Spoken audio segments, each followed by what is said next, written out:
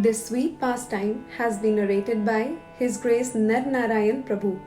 He says, in London in 1970, when I was a householder living like a brahmachari, I began to wonder, how am I going to get anywhere? Certainly, Prabhupada is proof positive that Krishna consciousness is not a fantasy, but a practical, normal condition of existence. Normal people are devotees who are happy, real people that are perfectly fixed in the Atmarama state of pure, unalloyed love of God. But what about me? Will I ever get there?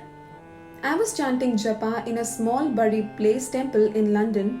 I had just finished redecorating the whole place and I was pacing in front of Srila Prabhupada's room when I became overwhelmed by the urge to knock on the door and ask Prabhupada, am I going to make some progress?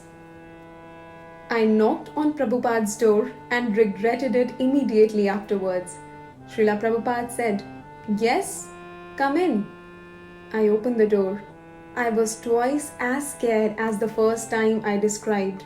I crept into his room and there he was, pacing up and down, his japa bag in his hand, in the wonderful atmosphere that he had created for himself.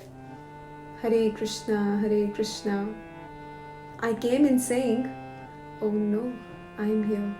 I have to ask a question. I shut the door behind me and crouched in a corner like a mouse.